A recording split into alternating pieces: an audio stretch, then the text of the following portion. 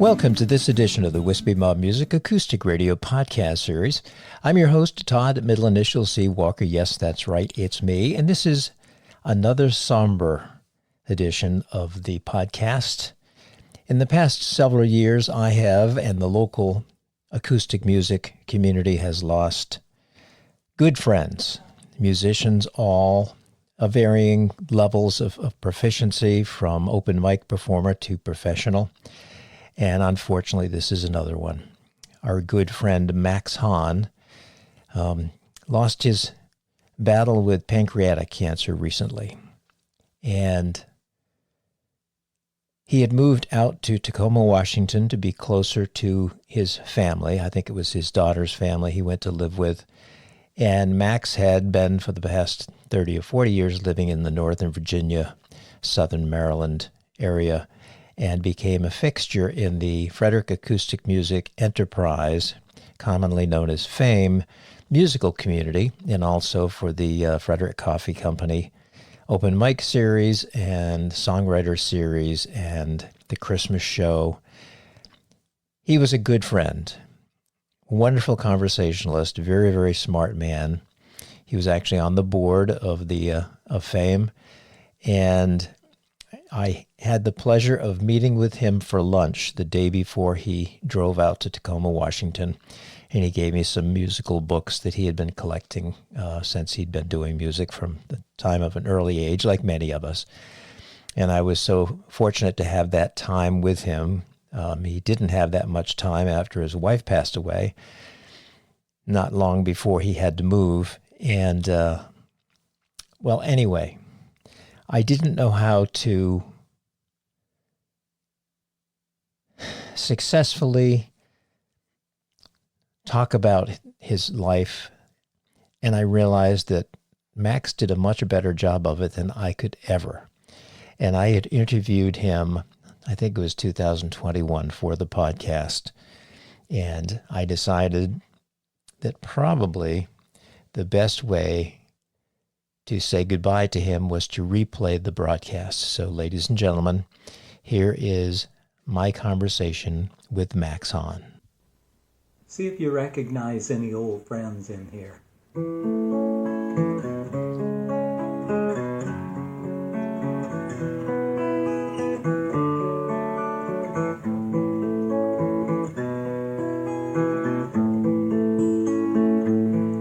My mother never bothered to find out who was my father. I was kidnapped by gypsies at the edge of night. I married my sister, thank God I only kissed her. When we learned we were related, we set things right.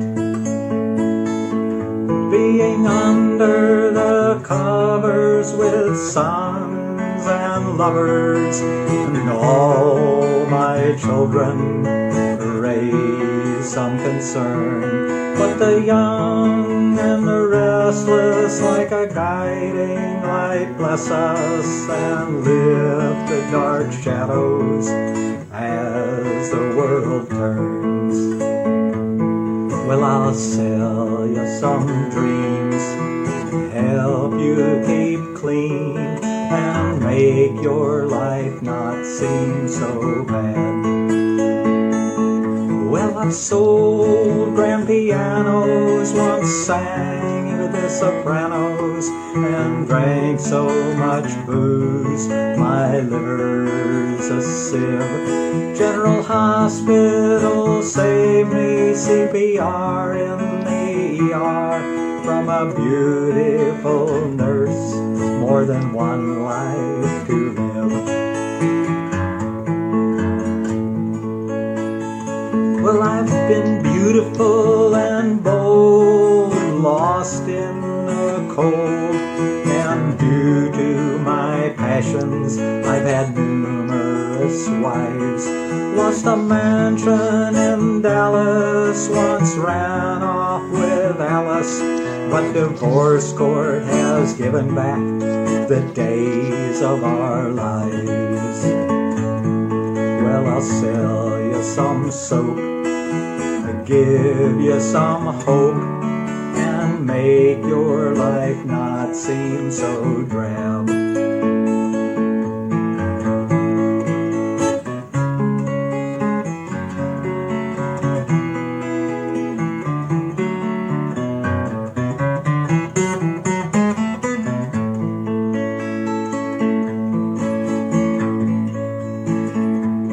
Well, I've been mashed, bashed, shot and slashed, run over by a tanker, and I just wrecked my car. I've had sex and the city, oh my life isn't pretty. Sometimes it's a drag to be a soap opera star. In this recycled plot, you can see that I'm not nearly so clever as you. I'm sure none of you have ever made any of these mistakes. Well, welcome to this week's edition of the Wispy Mop Music Acoustic Radio Podcast Series. I'm your host, Todd, middle initial C. Walker. Yes, that's right. It's me, and you're listening to an original song by my good friend Max Honn, using title or names of movies and television shows, or maybe just television shows, all the way through. Very cleverly done.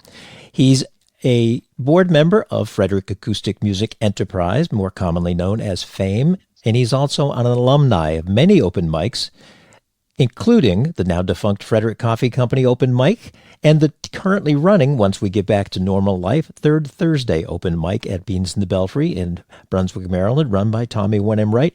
And Max is on the phone with me. Max, how are you? I'm doing well this evening. Thanks, Todd. How about you? I am doing very well. I've been getting out a little bit, but unfortunately with a mask on and not being able to get too close to folks. How about you? How are you doing down there? We have been very isolated with Irene's health conditions. We stay pretty close to the house. The other day we went to the post office to mail a package to my stepson, and that was the first time in 3 weeks that the car had been out of the driveway. So we're following orders. Well, hopefully soon. As I mentioned in my weekly update, I hope the virus gets tired. I think I would agree with that one. Well, going back to the song, you write songs, you also sing cover songs, or in other words, songs written by other people. But how did you come up with the idea for that song?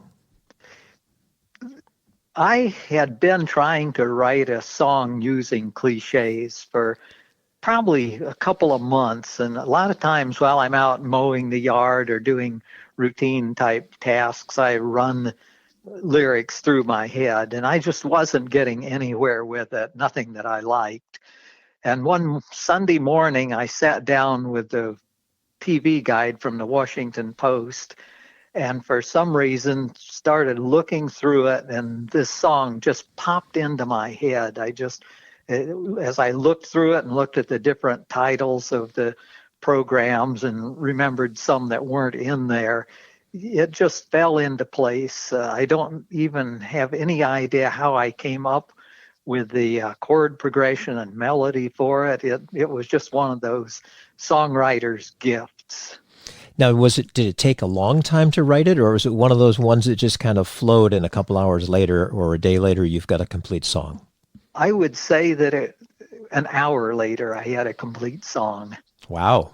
I sat there with a pen and a piece of paper, and as the thoughts went through my head, I started writing them down. I crossed out a few things and rearranged things a little bit, but it was pretty amazing how well it came together. I had to change the second verse a little bit because I could never remember how I started it when I would try to perform it. So I changed those lyrics around the sold grand pianos. I figured if I start with that, that'll get me off on the right track when I'm performing. Now, is that typical of how quickly you can write a song? There have been a few that have come that way. There's others that I have worked on for years and never quite got what I wanted out of it.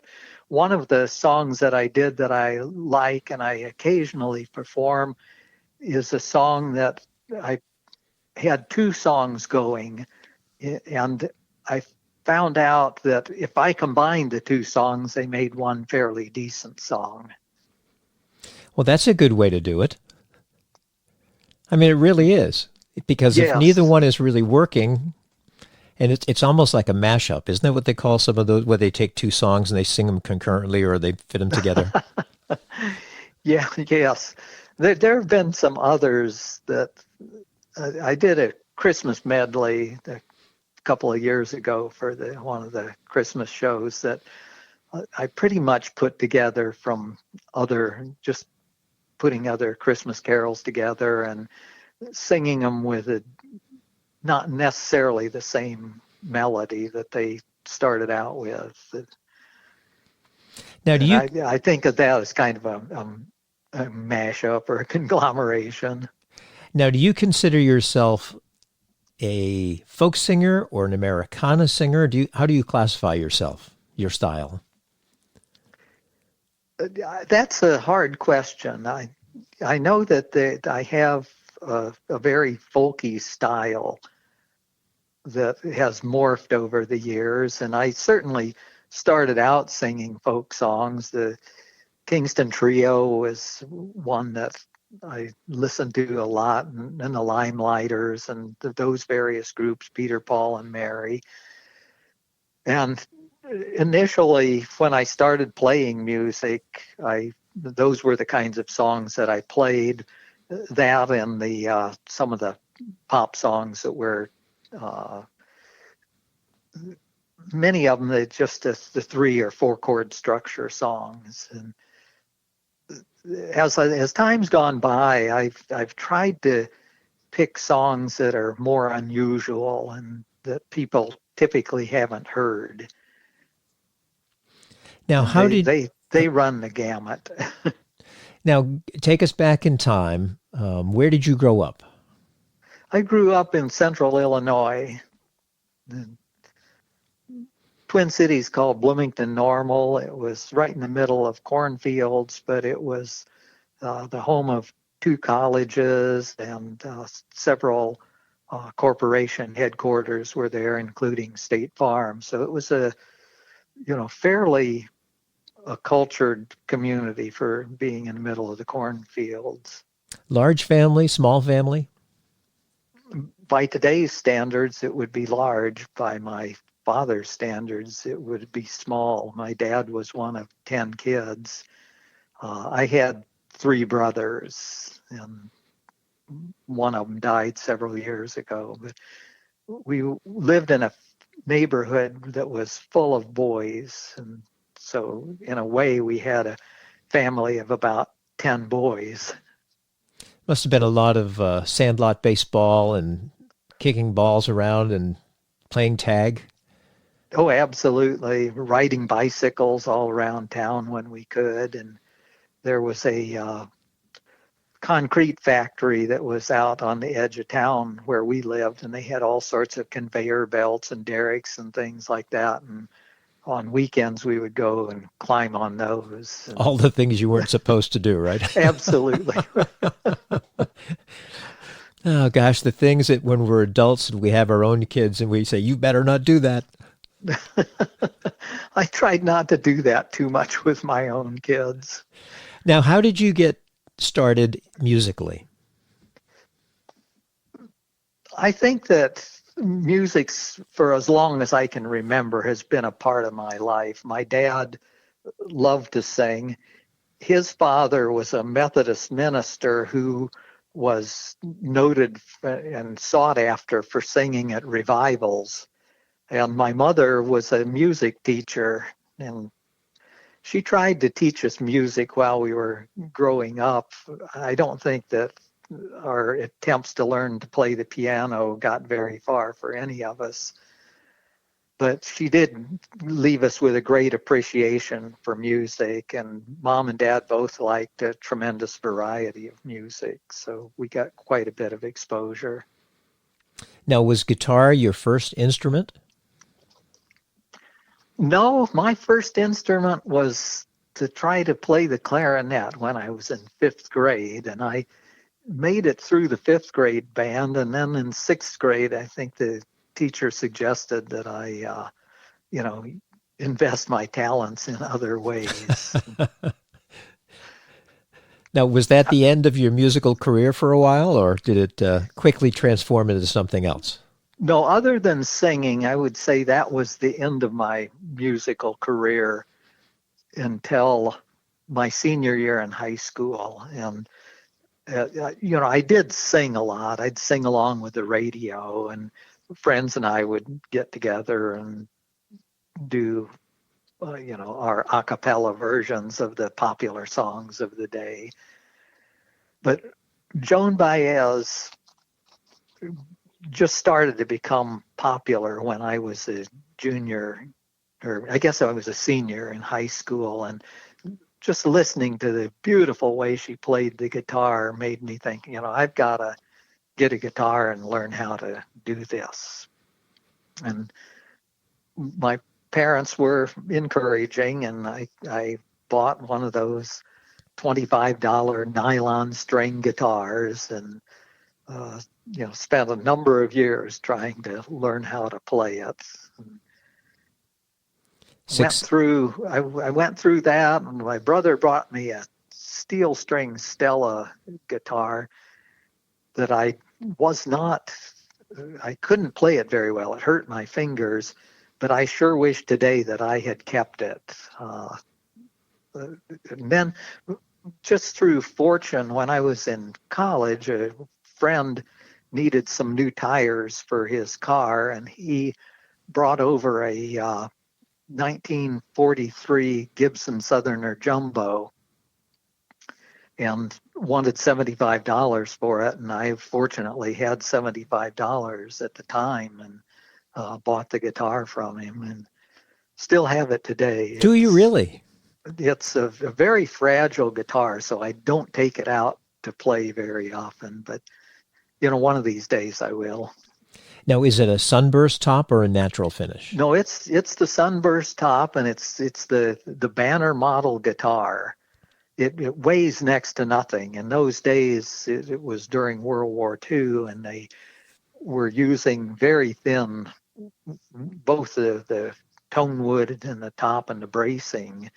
So it weighs next to nothing, and it was falling apart about, what happened was a friend borrowed it and smashed the lower bout of the guitar, and he felt so bad about it that he repaired it. And I guess he was so, enthused by being able to repair it that he eventually became quite a good luthier. Wow.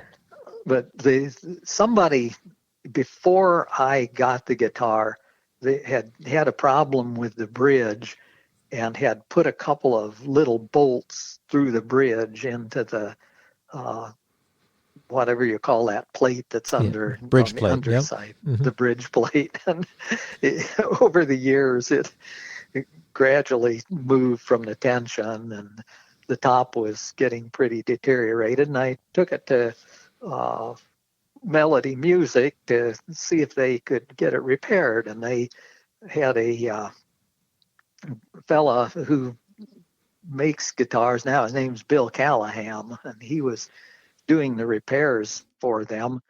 And he said, "Okay, I'll repair it." Well, 2 or 3 years went by, and he was making electric guitars that were very popular in Japan, and my guitar kind of took a back seat to those. And I'd call him about every 2 or 3 years and say, "Bill, how's the guitar coming along?" And my wife was, after about 5 or 6 years, she said, "You're never going to see that guitar again." Well, about a week later, Bill called and he said, "I've almost finished your guitar for you." And when I got it back, he'd done just an absolutely beautiful job of repairing it. And also he refinished it, which I've been told, diminishes the value of the guitar, but at least it's stable now. It sounds as good as it ever did. And uh, I get it out occasionally and play it. It's got that deep, rich sound to it. So it's still in playable condition. Oh, yes. Yeah, I keep it in the case most of the time, and I loosen the strings down to about a C or a C sharp tuning, and then periodically take it out and tune it up. And I make sure I keep it humidified during the winter. And yeah, I will. I was very hesitant to record songs and put them on Facebook or to try to get them on YouTube. And a friend of mine who grew up with my stepkids had been doing songs. And I said, Jim, how are you doing that? And he says, I just take my cell phone and put it on a music stand and aim it toward me and turn it on and start playing. And I thought, well, damn, I better try that. And it's I use my tablet, and it's a little distracting sometimes to be looking at myself while I'm playing, but I'm getting better at it. And I got so many responses to the first song that I posted that it was very encouraging, and we'll continue to do that. Well, and the song we started off with was recorded just that way, wasn't it? Yes, it was. Yes, it was. If I remember right, it is the video for that song. I'd been recording it. We have a sunroom on the back of our house that's used to be a add-on swimming pool that the folks that we bought the house from had put in, and eventually it deteriorated, and we filled it in and put in a concrete floor, and it's got windows on three sides and leans up against the back of the house, and is a beautiful place to sit in the wintertime. If it's been warm, the room stays warm. So I sit out here, and so then I can play music and it won't disturb Irene. And so I recorded some songs out here, and the lighting was very dim, so you can hardly see me in some of them. The mystery, which is not a bad thing. The mystery singer. Yes. Now, going back to that guitar, if you could, or let me suggest this, for the famed newsletter, which is titled The Soundpost, it would be so much fun for you to do an article on that guitar telling the story that you told me, how you acquired it, how it went through a long period of time at a fix-it shop and so forth, and take a couple photos of it and send it to Don and have him publish it as a gear review. That would be wonderful, because I would be willing to bet you that there are many guitar players out there who would just drool at the thought that you own one of those. I remember when you had, I can't think of her name, the singer from Wyoming, McLeod. Yes, yep, Kate McLeod. Yeah, Kate McLeod, and I've loved Kate McLeod for years, and I just sat right up there next to her at the coffee company and was watching her guitar. She has a very nice finger style, and she said, "Well, I'll bet you'd love to have this guitar," and I didn't say it. It's interesting you mentioned her, because Carol and I were listening to, I have two of her CDs, and we were listening to her CD just last week, because we like to play music, soft, not too many, usually instrumental, but sometimes, like, her voice is very, very easy to listen to, and we'll play it in the background while we're eating dinner. So it's interesting that you bring her name up. Well, I know that she's been trying to do a sing-along online during this period of being sequestered. Well, it's amazing how many people, and I don't go on Facebook as much as I used to, so I don't get to see a lot of the things, but it is amazing. I get emails from people saying, "Hey, you didn't mention my upcoming in-house concert on Facebook." Mm-hmm. Mm-hmm. And, Yeah, I've seen a lot of them. I spend a lot of time on Facebook because I get up in the morning at a reasonable hour. And Irene frequently sleeps for a couple of hours after longer than I do. So I'll get up in the morning and spend my time reading news and checking Facebook and getting email. Yep. Recently, though, our internet reception has been so horrible that I can't frequently can't listen to people's songs that they post. And I'm hoping for the ability to install a better internet server. I won't say who we have now, but Well, then let's move back over to guitars. After you had the Gibson, and by the way, the very first nice guitar I ever heard was a Gibson Southern Jumbo when I was in high school. I'll be darned. Yep. It was a touring, well, I don't know if he was touring or not, but he sure was very good. At our church youth group, he came in on a Sunday evening when we'd get together, and he was the guest performer. And I remember he put the guitar down because he was going to go into the other room to grab a bite to eat. And myself and another fellow was sitting there, and he said, "Don't touch the guitar." Off he goes. And the other fellow said, "Well, let's try it." I said, "No, he asked us not to." So he picked it up, and sure enough, one of the strings broke. Oh, no. And so he sets it down and doesn't say anything, and the fellow comes back in, and he immediately looks at me, and I'm thinking, "It's not my fault." The Han Solo line. He was not happy. I can imagine not. So what did you get, or how long did you play the Gibson before you purchased another guitar or acquired one, and what was the next version? What was the next guitar?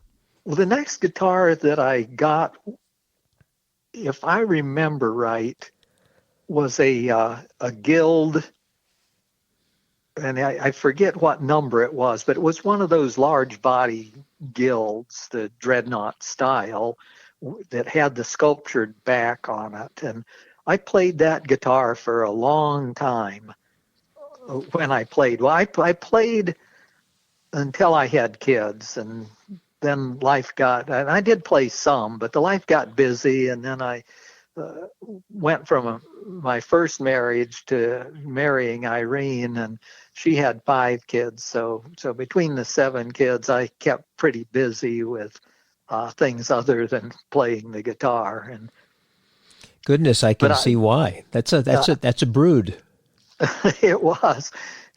We her kids were older than my kids, and they were a wonderful group of kids. We had lots of great adventures together, and they were like, they've been big brothers to and sisters to my kids, and they still keep in touch with each other like a family. So I considered that to be pretty successful. Now, in that time period before the kids came along, did you perform out at all, or was it pretty much on the sofa and, at home? Something went with the transmission. I missed your question. Oh, okay. That's all right. In fact, I get really horrible reception at my house. I have to sit in a certain spot, and then, so once in a while it may cut out. Before you had kids and you were playing that Guild, did you ever perform with it, or was it pretty much just a stay-at-home type of a musical experience? I'm glad you asked that question. When I was a senior in college, I had a friend who was also a musician, and he got a gig for himself and me and one other person to play music for a group of cheerleaders. The university had a cheerleading clinic, and they had a banquet, and we were to be the roving musicians at that banquet. And I as I look back at it, I was into folk songs at that point, especially the Dylan and Phil Oakes, and lots of protest type songs. And I can imagine these girls who were high school seniors, juniors and seniors, and that it probably wasn't exactly their cup of tea. I think the one other time that I did some performing, I was a counselor at a camp, a summer camp for handicapped children, and I would play around the campfire for them. But mostly, other than once in a while getting together around the campfire with some friends, I didn't play out very much. I usually just for myself and a few friends around home. Now, how did you learn songs back then? Well, mostly I learned them by listening to them or buying a songbook that had the lyrics and the chords in it. It took me quite a while to get to the point where I was proficient at being able to listen to a song and hear what the chords were, unless they were like 1-4-5s or the very simple structures. And I would say for the most part that's been the way that I have learned songs. Occasionally learn them off of a lyrics chart, but I've gotten to the point where I can, for the most part, hear what the chords are and learn a new song just by listening to it. You're a better man than I. I don't know about that. But So, I did, though. You played Punky's Dilemma over at the coffee company a while back, and I remembered every bit of that song, so I sat down with it and got some chords that fit it perfectly right away. well, I think I told the story before I sang the song as to how I came back to that song, because I loved it when it came out, whenever he released it, but I had totally forgotten about it until I read his biography, which was, to me, a fascinating book. It really was. I had no clue the man behind the songs, and I love backstories.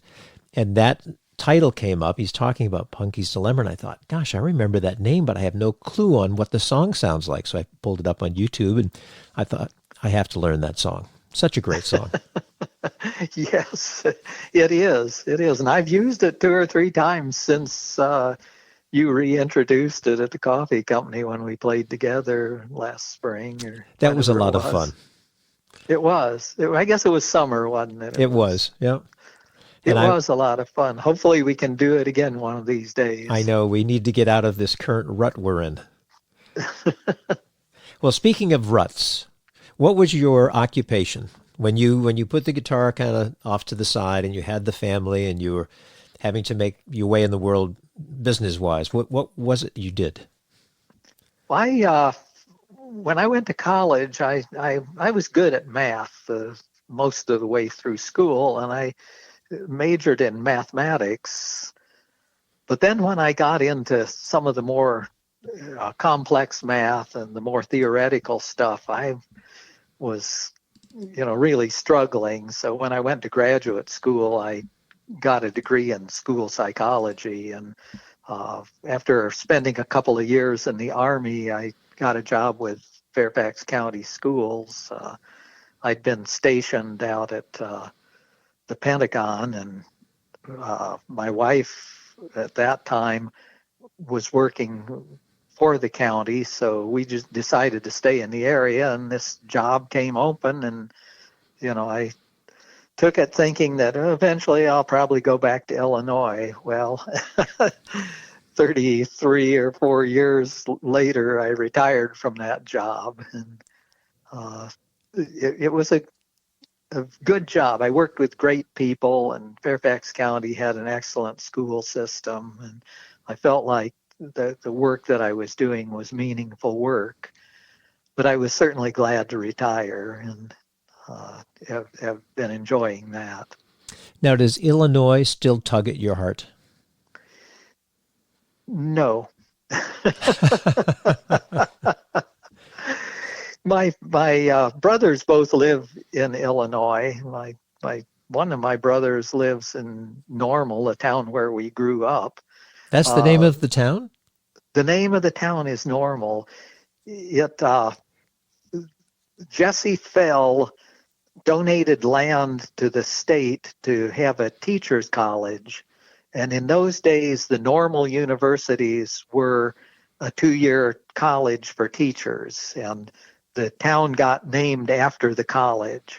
And for a while it was North Bloomington, but then they changed it to Normal. And I tell people I'm from Normal, and they say, "Oh, sure." But I say, if you think that's bad, there's a town in Missouri called Peculiar. You should write a song. You're so clever at putting different thoughts together in a song. That would be a normal song that is also peculiar. Or a peculiar normal song. I don't know. You'd do much better at that than I ever could. Well, that sounds like it might be worth going somewhere with. Now, did you ever teach any of the kids how to play guitar? I tried to teach both kids how to play guitar. And my son Brighton, I eventually gave that guild to my son Brighton because he liked to play the guitar, but he never developed the theory for playing it. So his playing is very inventive and very creative. And when we get together, we can occasionally spend some time doing a free-form jam.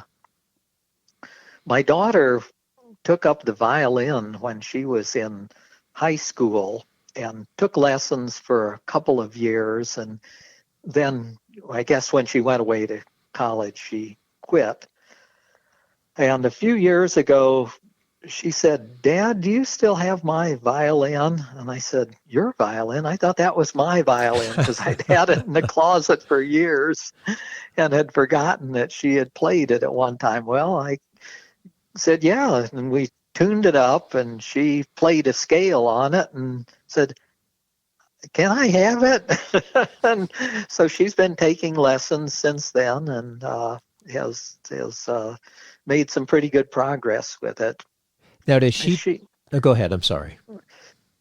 She is very musical. She was in chorus in high school and was in some of the musicals they did there at South Lakes High School in Reston, and has always enjoyed singing. And she's my favorite singing partner of all the people I've ever sung with, because she has such an incredibly good voice and great range and very powerful. And somewhere there are some songs that we did together that maybe I can find a way to get them posted. Now, does she play the violin more like a violin or more as a fiddle? She was taking lessons from a woman who was using the Suzuki method to teach her. And I think she took lessons for about 3 years from that woman, and then her teacher moved away, and she got a new teacher who is helping her learn to play fiddle tunes, and in addition to the classical stuff. So she does some of both. Oh, that would be so much fun to hear the two of you play a song where she's singing with you, but also playing fiddle behind you. Yeah, I would love to have that happen. Now, does she live close to here or where? Well, it's Seattle. Well, it's a ways away. No, it's a real treasure when we can get together and spend time. And if the time allows us to play some songs, that's the frosting on the cake. So my granddaughter, let's say my grandchild, she has decided that she's gender neutral, and she is an amazingly good piano player. She's about to turn 15 and also plays the trombone, and I'm trying to think what else she has. There's one other not a woodwind, but a flute type instrument that she plays. It's an interesting mix of instruments, piano and trombone. Yes. And I would say she's much better at the piano than she is at the trombone, but she wanted to be in the band, and the pianos are a little bit challenging for that. They sure are. Even the portable pianos, well, I suppose you could wear a strap on one of the short scale pianos, but I there's would think so. the They, problem would be amplification. yes. Although I've seen advertisements for some of those amps now that'll run on a battery and weigh 26 pounds or something like that. And I guess you could kind of put a backpack on. And anyway, So when did you get back into playing guitar and singing and writing songs and things? well, off and on the entire time, I would occasionally get together with friends and play music. You had asked about the next good guitar that I bought. Actually, the next good guitar that I bought was a 12-string Gibson guitar, and I kept that for about, let me think, maybe 3 years, and then I decided that I wanted an electric guitar, so I traded that guitar in on a Gibson it was a Les Paul, but it was the SG style guitar. And when Gibson first came out and said, "This is our new Les Paul," and they put a nameplate on it that said Les Paul, he said, "No, that's not a Les Paul, and you're not allowed to use my name on it." So, that guitar is, I still have that one too, and it's I would say, a fairly rare guitar. I was going to say that would be a collectible one. Yeah, yeah, and I played that quite a bit before I guess it was after I got out of the Army. I played that for several years. I would play it down in the basement, and had a 3-track tape recorder that I could loop music on, and I enjoyed doing that. But then mostly I would just play either the Guild or that SG occasionally when we'd get together with friends. So it was when I retired. Let me think. It might no. And now that I think of it, it was a little bit before I retired. I met a group of actually a neighbor of ours who was doing sing-alongs once a month, a potluck sing-along at his house, and he found out that I played and said, "Oh, come on over to our sing-along." So for a number of years, once a month, our sing-along group would get together, and that was really what got me back into playing music regularly, because I practice occasionally before or between sing-alongs. And then when I retired, I started playing more often. That Gibson and our sing-along group would rent a beach house for a week during the summer, and spend the week playing music together and eating out. And so when I got my Gibson guitar back, I took that to one of our sing-alongs, and I put some new strings on it and went to try to I played it, and it sounded terrible. I thought, "Oh my God, what's wrong with this guitar?" And I thought, well, something's shot. So I put it away and went out and bought a small model Taylor, and it was probably in the neighborhood of $1,700. It was one of their 700 series, and I decided, man, it's kind of like oh shoot, I can't think of his name, the jazz guitar, Wes Montgomery. He told a story about how he spent a bunch of money on the guitar and he didn't know how to play. And he said, "Man, I've spent all this money. I better learn how to play it." And I felt the same way. So I made a commitment to myself to practice every day, and was very good about sticking to that, and made a lot of improvement. I had a lot of bad habits in my guitar playing. For one thing, I almost always used a pick, and all I ever used was a downstroke. And when I got this Taylor guitar, I started experimenting around with fingerstyle playing. And after I'd had it for about a year, I decided I would take some lessons. And the lessons, he did a typical kind of thing with lessons. He'd pick out, so he listened to me play and gave me some suggestions, and he picked out some songs to learn to play. And I was not very good at playing, looking at a songbook or listening to these complicated fingerstyle songs, but he did tell me two really important things. He told me, or he showed me the different scale patterns, the caged system, and he also said, listen to what you're playing, and if it doesn't sound right, figure out why it doesn't sound right and do something about it. Because I was a very sloppy player, and I between those two things, I think it has, and practicing, it's made a huge difference in what I can do with the guitar. Now, how many guitars do you own now? I'm guessing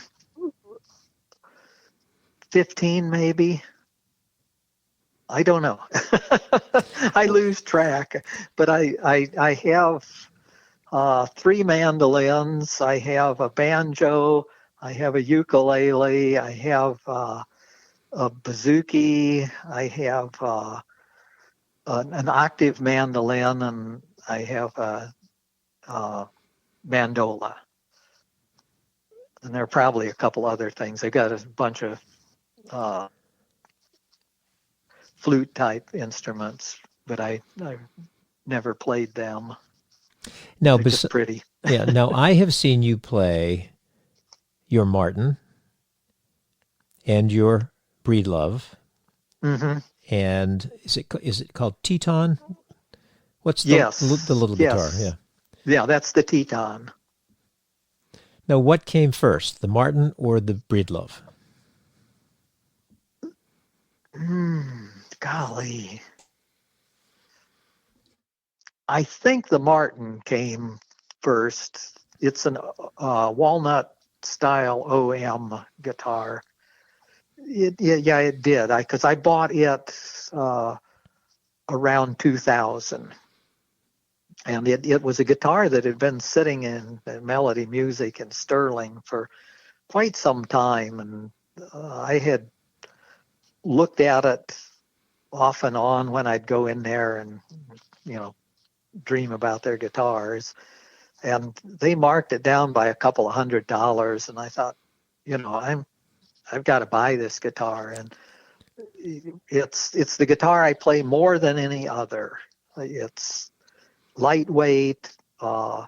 It wasn't overly expensive. It's got good tone to it. It's comfortable to play. So, and I don't feel bad about leaving it sitting out. So it, by default, if nothing else. And then the Breedlove guitar, I bought that after Melody Music used to have a one day kind of music festival, and they would bring in well-known musicians to do clinics. And Muriel Anderson played that Breedlove guitar, and I had looked at it already a couple of times. And I thought, that sounds so great. I've got to buy that guitar. And I think as far as overall tone goes, I like that guitar better than any of my others. It just has something about it. Well, it's also really pretty. It is. It is. I've always loved the way breed loves look, especially the older ones. Hmm. They've changed the bridges to look more general, I guess, since two hippies purchased the company. And I know they did that to be more mainstream and to push sales, but I really like the old, I guess they called them mustache bridges or whatever they called them. Yeah, I'm not sure what they called them, but yes, that's and the way that the bridge is supported. It has a rod that goes underneath the bridge plate and goes to the back of the guitar, so it makes it a real lightweight support. And I think that has something to do with transferring Hmm. the energy and giving it the tone that it has, in addition to the myrtle wood and the Sitka spruce. Now, is that the, what do they call it? The Northwest? Yes, that's the Breedwell Love Yeah. Northwest. I had one of those once. I've had too many guitars that I never should have sold, but there's always one on the horizon that I wanted, and so I let ones go. Yeah. Have you ever bought a composite guitar? Yes, I mean, you mean graphite? Yes. Yes, I own one, two. Do I have two or three? Oh my. Yeah, I've owned five, I think. Oh my goodness. The first one I purchased is the one I wish I hadn't have sold, and I stay in contact with the fellow I sold it to, and told him, if you ever want to sell that, please let me know. He goes, no, I will, but I don't think I'm going to sell it because I can't find the newer ones that sound as good as that one did, although they sound nice. But they're wonderful for very hot and humid weather.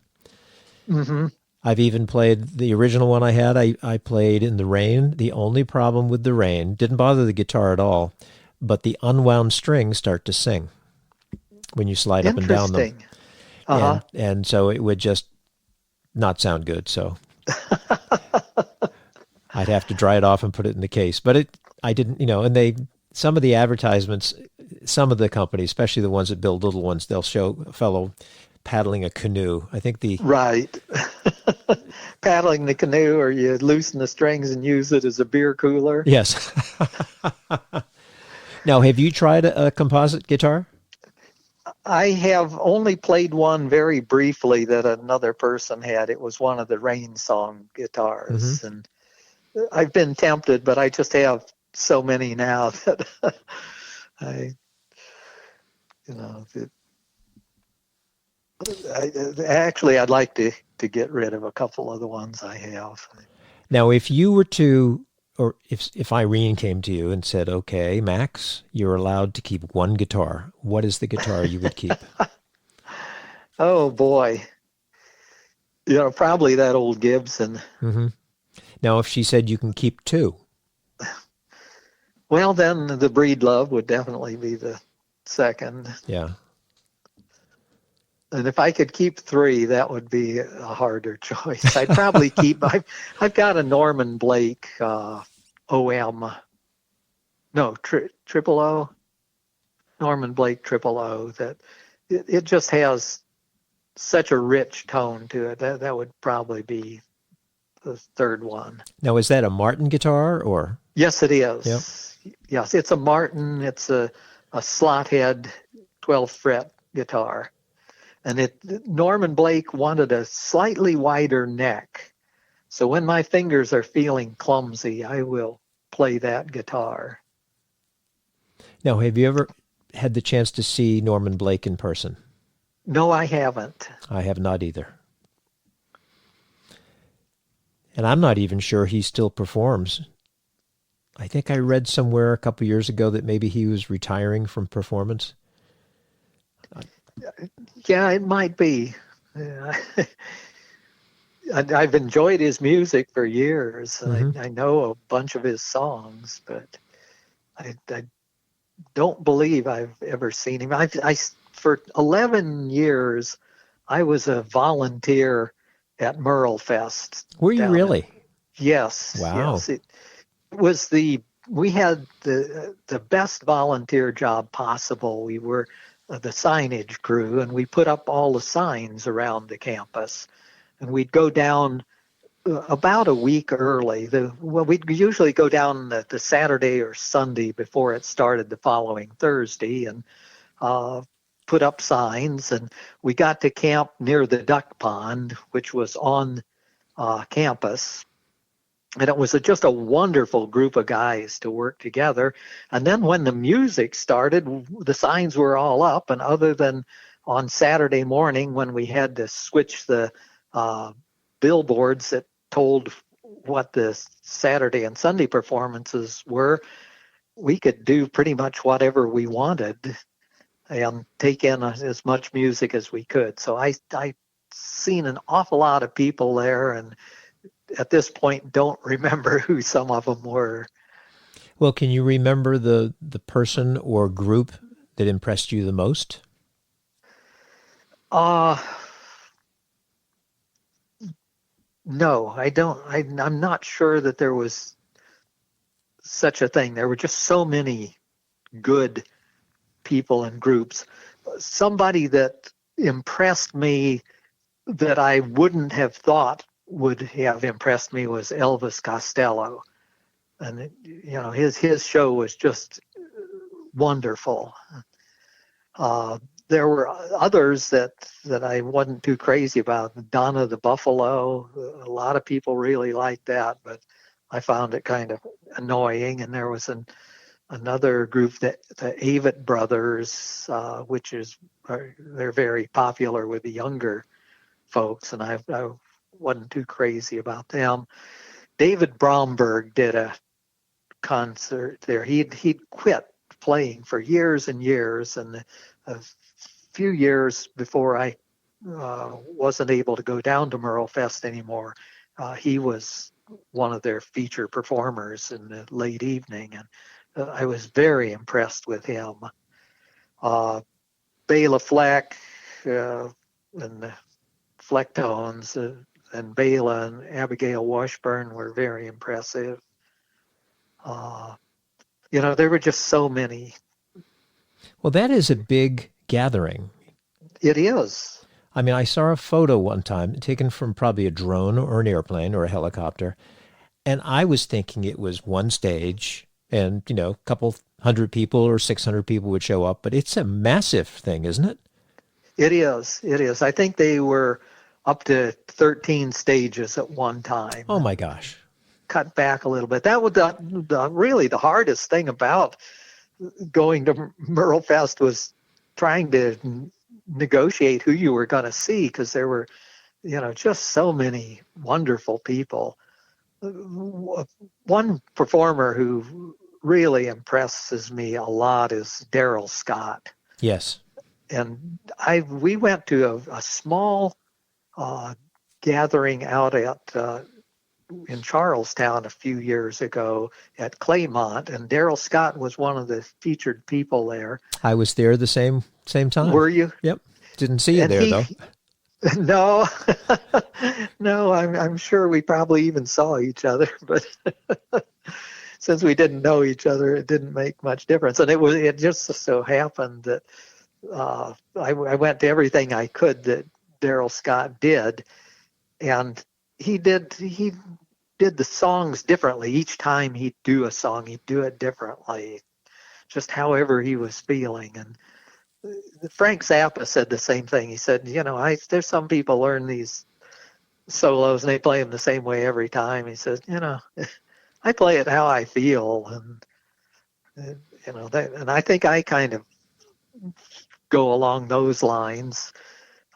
Maybe part of it is because I can't remember how I played it the time before, so I just do whatever comes up.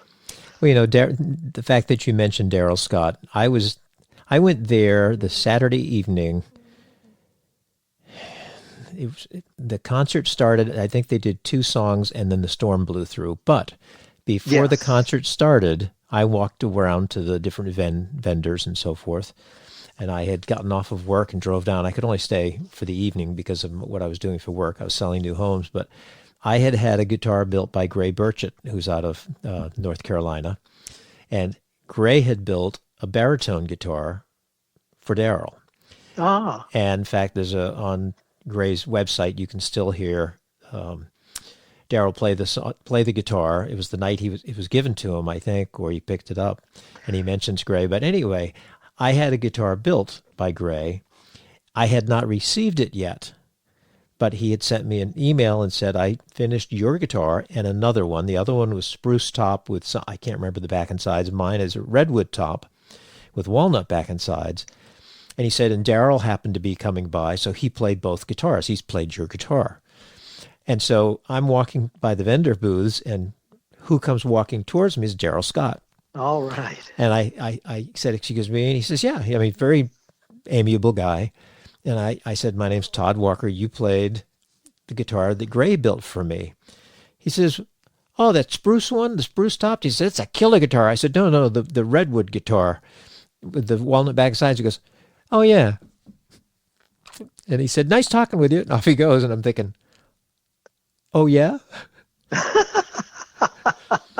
Well, he likes a punchy guitar. Yeah. And mine is a very mellow sounding, nice, warm, the way I like it. And I still, it's one of my main guitars. But it's so funny you mentioned Daryl Scott. But what a fantastic performer and artist he is. Yes. And my first several exposures to him, he was playing an acoustic guitar. And then, one of the years at Merle Fest, he came out with an electric guitar. And I was just blown away at how good he was with that electric guitar. Kind of reminds me of Oni Maybe when, Oni usually plays that Weisenborn style guitar. And one night he came to Beans in the Belfry and played his electric guitar. And oh my God, the stuff he was doing on that, I could not believe. He's just an amazing musician. Well, I think he told me he was a signed artist at one point in time. Yes. I mean, you have to be a pretty good performer to be signed, so I would assume. Either good or lucky. That is true. That is true. He's an interesting guy. I like him a lot. Yes, he is. I do too. So how have you been up until the coronavirus, self-isolating, however you want to describe it? How are you doing musically? Are you getting enough playing time? Are you trying to hit as many open mics as you can? I don't get enough playing time just because of my situation. For a number of years, I could go out and leave Irene alone. She, in fact, sometimes enjoyed just having the time to herself. But as of late, I just don't feel safe leaving her at home. And she's persnickety about who comes to stay with her. And so I've been able to get out occasionally to play when my stepson could come over after work and stay with her. Well, maybe once this all clears up, you could have a once a month get together, have 2 or 3 friends come over and just do kind of an evening concert at Max's house. Yeah, I know Tommy's done that a time or two at his house, and I probably would get together. I have off and on gotten together with friends, and so yes, that is definitely something that I would look forward to doing. My friend Mike O'Brien, we've played together fairly often for a while, and he would come over to the house and practice together. And one time his daughter Emily was in town and came over with her recorder and played music with us. And another time Vanessa, my daughter, and Tayan, her child, were here, and Mike came over and we all played music together. So, well, Mike, I'm sorry, go ahead. Our sing-along groups did that. We would rotate whose house hosted. So, you've been here. I have that big room at the end of the house where the fireplace is, and it for a number of years when I was playing the mandolin more regularly, I had a group of friends that we'd get together on Tuesday afternoon, and again we'd rotate around to different people's house, and play fiddle tunes and Celtic and old time music from 1 o'clock to 5 o'clock in the afternoon. So I'm familiar with that scenario. So where would you like your music to go? Do you want to write more? Do you want to perform more? Record maybe? I would like to eventually record, get a decent recording of some of my songs. I made a CD. It's been quite a few years ago. I have a friend who had a recording studio in his bedroom, and he helped me record a CD of 16 cover songs, and I just used it to give to friends and my kids, so they'd have something that I had done. But I would like to do a CD of my original songs eventually. Now, how many originals do you have? I have 2 good originals.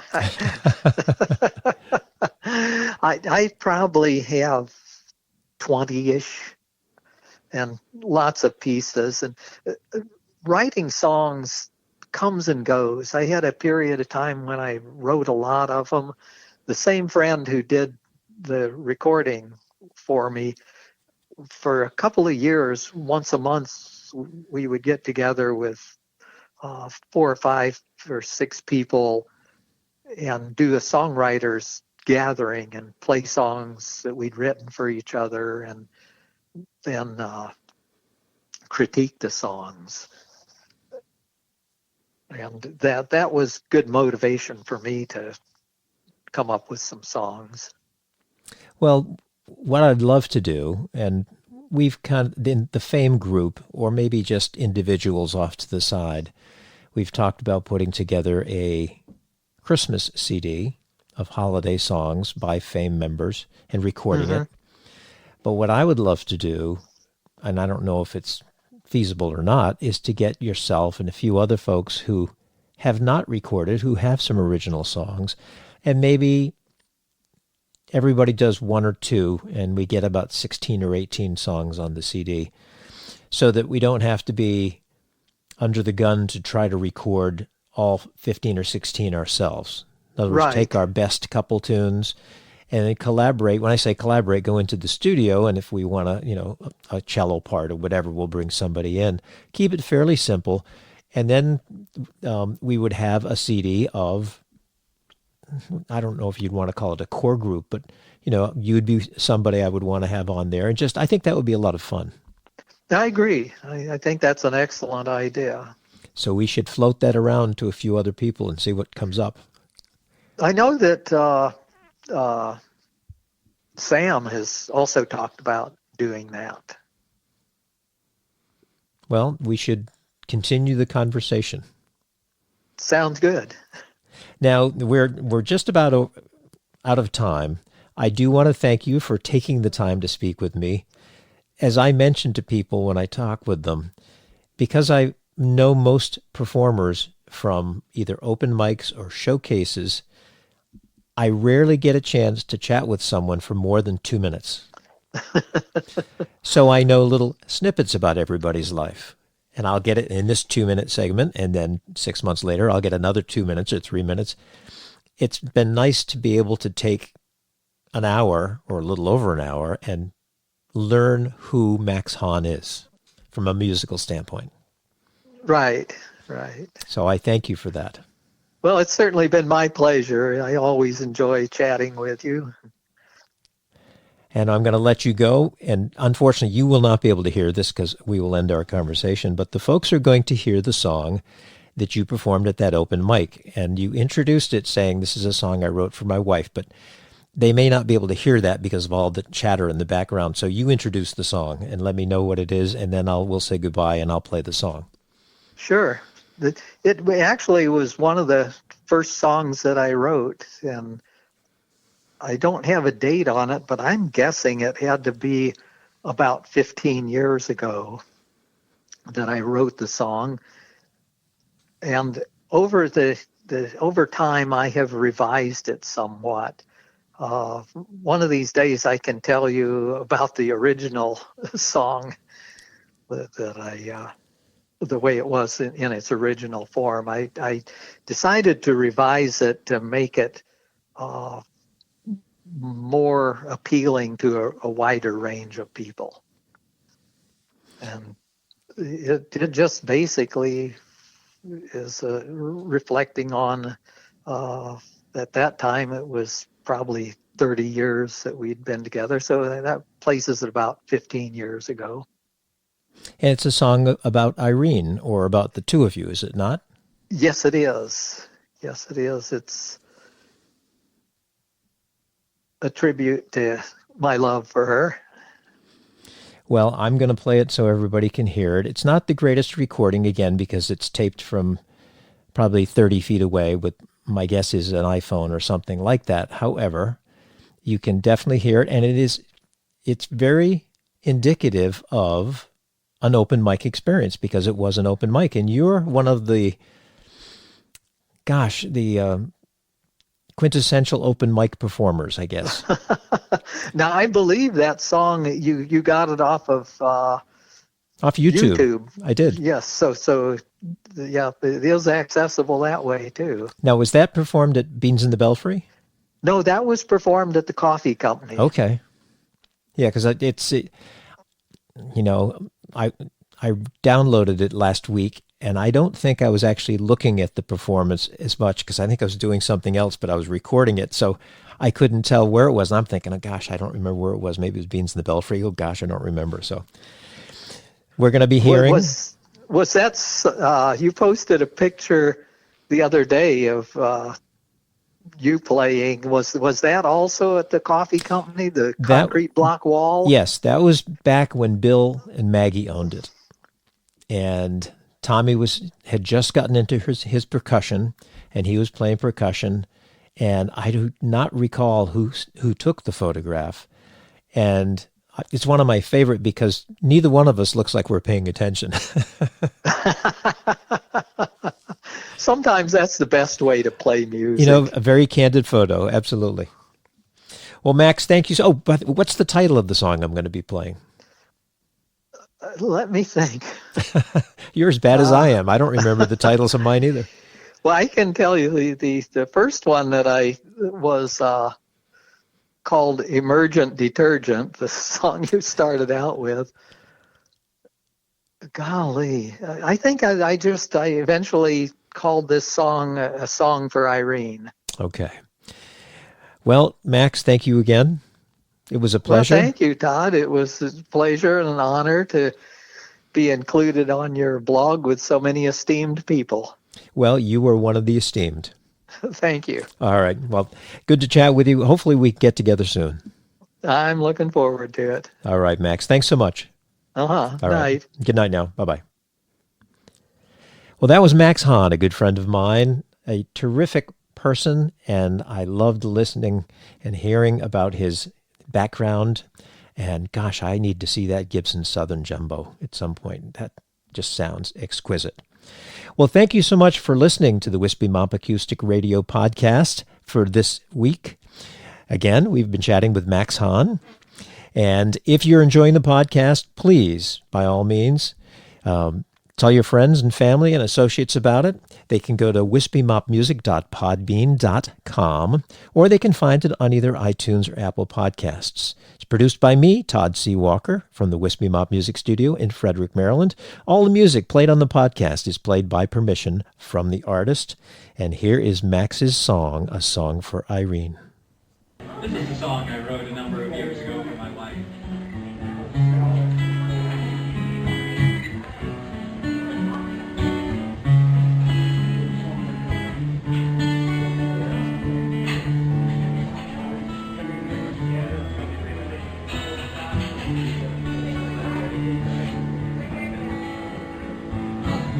When first you came into my life, you were beautiful to behold. Your amber hair cascaded down your breast, your eyes, they sparkled gold.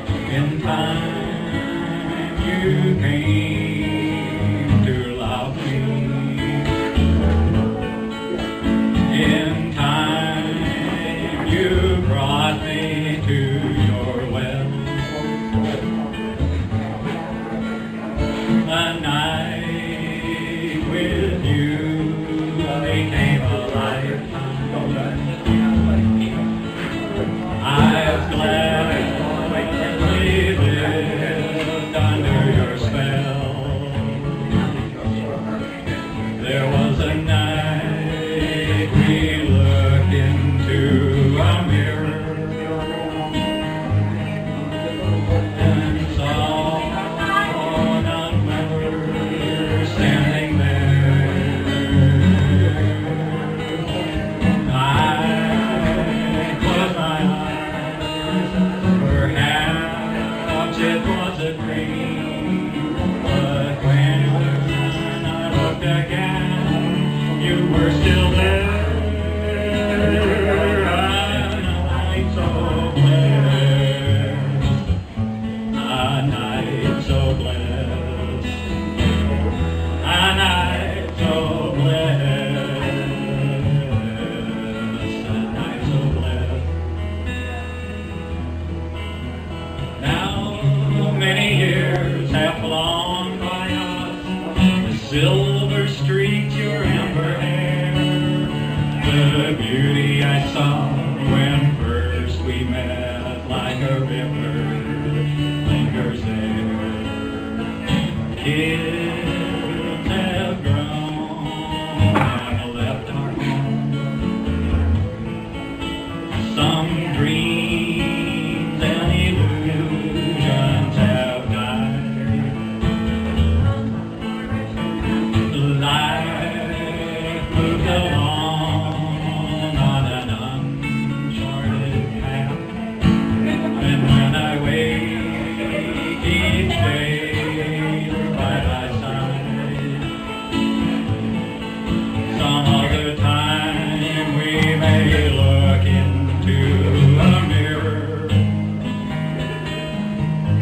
and we'll wonder what we're seeing there. Is the radiant love that has sustained us through the years, and our souls linger here to share our life so blessed.